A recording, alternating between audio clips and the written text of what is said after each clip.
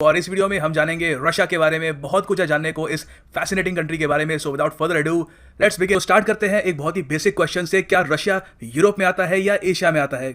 काफ़ी बार स्टूडेंट्स को इसमें कन्फ्यूजन रहता है, तो have a look at this. ये रशिया का मैप है आपके सामने और नोटिस करो यहाँ पर बीच में कुछ पहाड़ हैं। ये हैं Ural mountains. Ural mountains Russia को दो हिस्सों में डिवाइड करते हैं। तो ये पार्ट हो गया वेस्टर्न रशिया का और ये पार्ट हो गया ईस्टर्न रशिया का।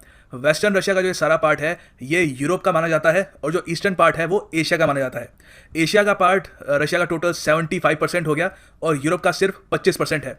अब मैं यहाँ पे मेंशन करना चाहूँगा, यूरोप का पार्ट होने से यूरोपियन यूनियन का पार्ट है, कंफ्यूज मत कर लेना। ये बस हम ज्योग्राफी जब हम समझ रहे होते हैं, ज्योग्राफी हम पढ़ रहे होते हैं, उसको माइंड में जो कॉन्सेप्ट्स हैं वो क्लियर करने के लिए हम करते हैं, ठीक है, या मैप्स बनाने के लिए। यहाँ पे उसके अलावा और कोई बड़ा इंपैक्ट नहीं है। For example, Russia European union का मेंबर नहीं है, ना नेटो का मेंबर है, ऑफ कोर्स सीधी सी बात है, मगर Russia SCO Shanghai corporation organisation का मेंबर है। अब बहुत ही लंबे समय तक यूरोप में भी एक डिबेट चलता था कि क्या रशियंस सही में यूरोपियंस हैं या फिर रशियंस को कुछ और मानना चाहिए। ये डिबेट फाइनली खत्म किया फिलिप योहान वॉन स्टालिनबर्ग ने।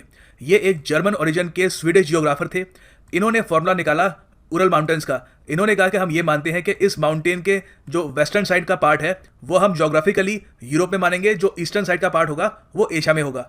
और उस वक्त के रशियन जार ने ये मैप एक्सेप्ट कर लिया क्योंकि वो भी ये चाहते थे कि रशिया की जो मेजर सिटीज है, for example Saint Petersburg, Moscow, जो वेस्टर्न रशिया में आती है, वो यूरोपियन सिटीज मानी जाए क्योंकि इन सिटीज का आर्किटेक्चर, इनका लाइफस्टाइल काफी हद तक यूरोपियन है, way more European than Asian.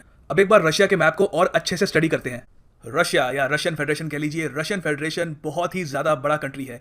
ये दुनिया का सबसे बड़ा कंट्री है। अगर हम सरफेस एरिया की बात करें तो ये प्लूटो जो एक फॉर्मर प्लैनेट है उससे भी ज़्यादा बड़ा है। हाँ, मगर मैं आपको ये बता दूं कि यहाँ पर लोग बहुत ही कम रहते हैं।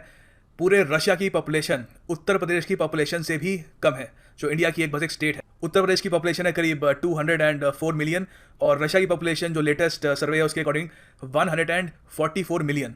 रशिया के आसपास का एरिया देखते हैं।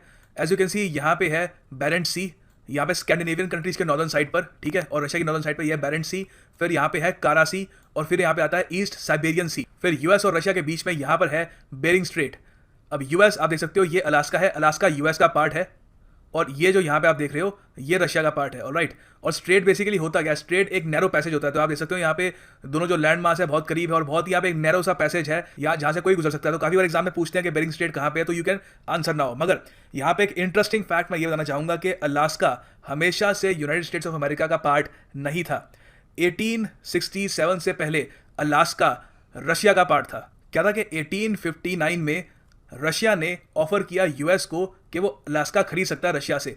अब क्या प्रॉब्लम क्या थी कि रशिया की ज़्यादा जो मेजर सिटीज़ थी वो यूरोप के पास थी। ये वाला जो एरिया आप यहाँ पे देख रहे हो जो पूरा ईस्टर्न पार्ट है ये ज़्यादातर बैरन था क्योंकि यहाँ पे बहुत ज़्यादा ठंड पड़ती है, तो यहाँ पे कोई इंफ्रास्ट्रक्चर था ही नहीं। तो रशिया के लिए बहुत मुश्किल था अलास्का को यूज़ करना।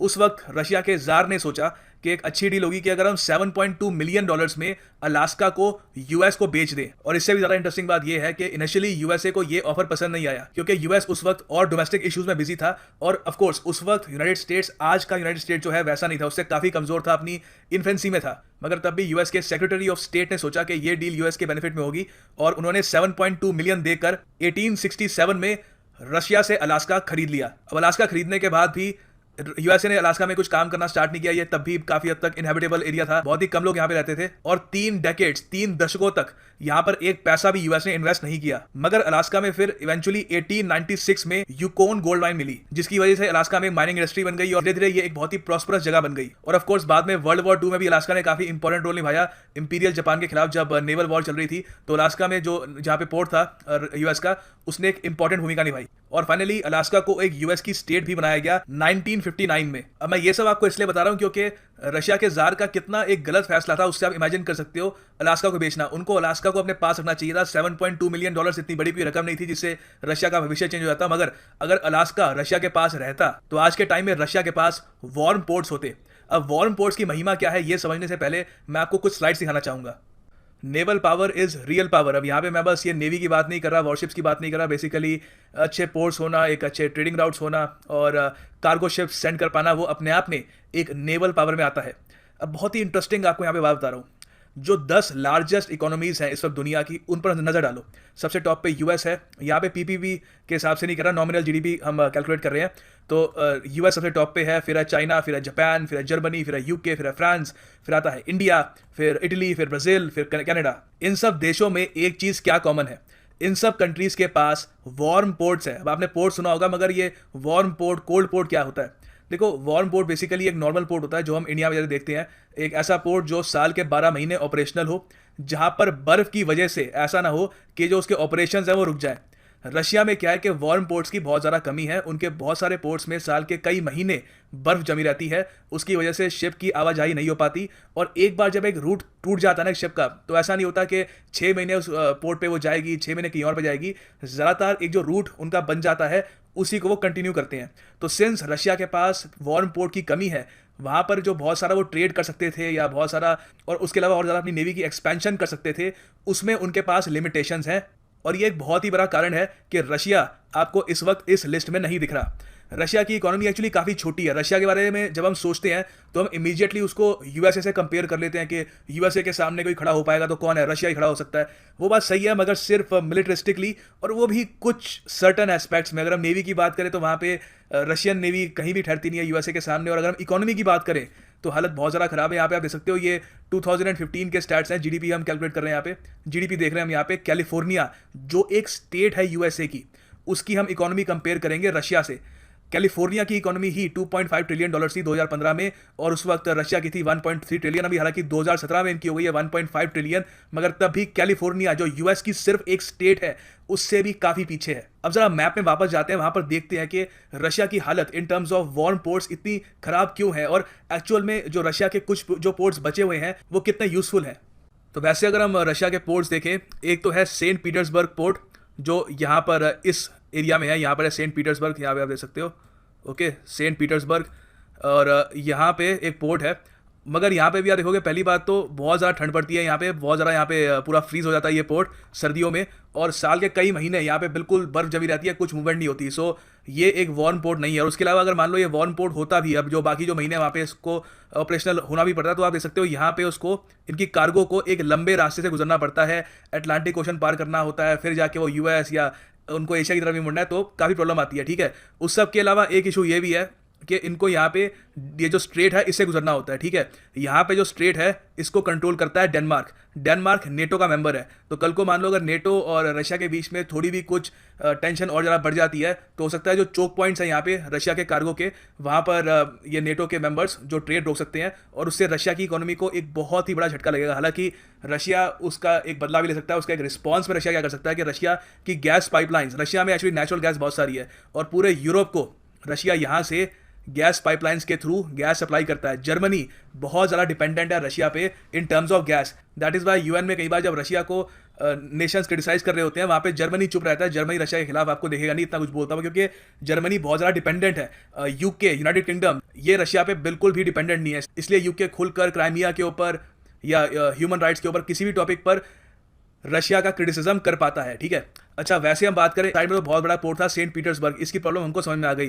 फिर जो यहाँ पर फार ईस्टर्न साइड है, वहाँ पे एक रशिया का पोर्ट है व्लादिवोस्तोक। ठीक है, ये यहाँ पर है। ठीक है, यहाँ पे ये है व्लादिवोस्तोक, एक बहुत ही बड़ा पोर्ट है। ठीक है, अब आप नोटिस करोगे वैसे रशिया बॉर्डर शेयर करता है नॉर्थ कोरिया के साथ। ठीक है, ये भी याद रखना, कभी यार एग्जाम में पूछ लेते हैं। अब व्लादिवोस्तोक पोर्ट में भी ये प्रॉब्लम है, ये जम जाता है कई बार। और आप नोटिस करोगे व्लादिवोस्तोक को भी यहाँ से अगर कहीं पे निकलना है तो उसको सी ऑफ जापान पार करना होगा। सी ऑफ जापान को कंट्रोल करती है जापानीज नेवी, और जापान एक बहुत ही क्लोज एलाई है यूएस का, हालांकि एक नेटो का मेंबर नहीं है। तो क्या है कि रशिया जो अपने आप में एक बहुत ही नेचुरल रिसोर्स रिच कंट्री है, और लोग भी बहुत काबिल हैं यहाँ के, बहुत ही बढ़िया थिंकर्स निकले हैं यहाँ से, और अपने आप में एक बहुत बड़ा विशाल कंट्री है, मगर उसके पास वार्म पोर्ट्स नहीं है। उसकी वजह से जो रशिया का जो पोटेंशियल है वो कभी रीच नहीं हो पाया। और अगर मान लो अलास्का को रशिया ना बेचता, तो अलास्का में एक वार्म पोर्ट है जो रशिया यूज़ कर सकता था। हाँ, अजीब बात यह है कि रशिया के सिवाय बाकी जो सारे देश हैं यहाँ पे, जहाँ पे रशिया से भी ज़्यादा ठंड पड़ती है, उनके पास ऐसे वार्म पोर्ट्स हैं जो सारे साल फंक्शन करते हैं। फिनलैंड के पास है, स्वीडन के पास है, नॉर्वे के पास, यहाँ पे आपको कनाडा में भी वार्म पोर्ट्स मिल जाएंगे, मगर रशिया की ही किस्मत खराब है कि यहाँ पे वार्म पोर्ट्स अवेलेबल नहीं है। अब देखते हैं रशिया किन कंट्रीज़ के साथ अपनी बॉर्डर शेयर करता है।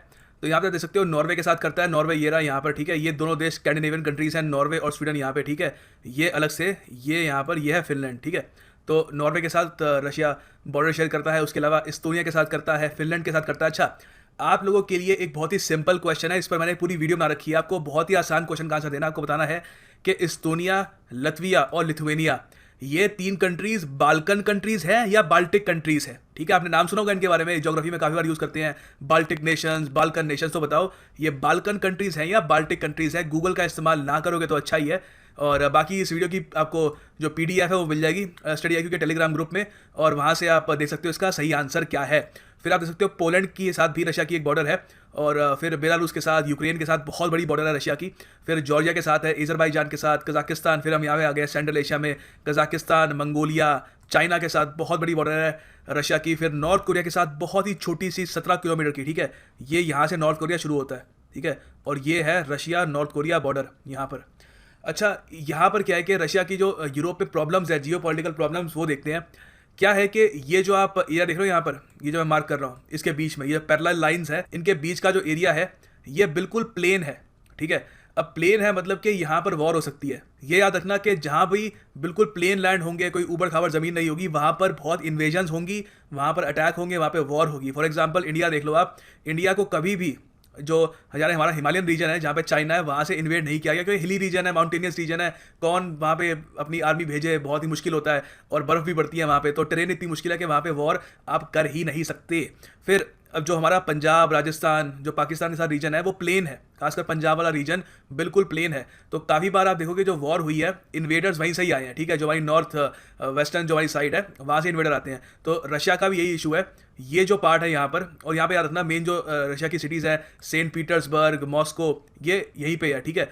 तो ये जो प्लेन एरिया है, यहाँ पे जब भी रशिया पे अटैक हुआ है, इन्वेडर सीधा यहाँ से आए हैं। हिटलर भी जब थर्ड राइक को लेकर वर्ल्ड वॉर 2 में स्टालिन के रशिया में आ रहा था, तो इन्हीं प्लेन से आ रहा था, ठीक है। वो अलग बात है, उनको स्टालिन गार्ड में रोक दिया गया, फिर इवेंचुअली यूएसएसआर की जीत हुई और आगे उन्होंने काफ़ी एडवांस कर लिया, फिर रशिया पर उन्होंने चढ़ाई भी करी।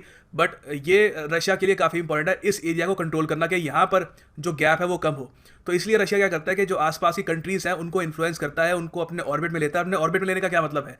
आज के टाइम में रशिया अपने ऑर्बिट में लेता है तो उसका यही मतलब है कि वो देश नेटो को ज्वाइन नहीं करेगा। फॉर एग्जांपल, अब रशिया के लिए एक बहुत ही बड़ा ब्लो आया था 2004 में, जब यूएस के प्रेसिडेंट थे जॉर्ज डब्ल्यू बुश। अब उस ज़माने में क्या हुआ, यहाँ पे 3 कंट्रीज़ हैं, ये लिथुवेनिया, लटविया और इस्टोनिया। 2004 में इन तीनों कंट्रीज़ ने नेटो को ज्वाइन कर लिया।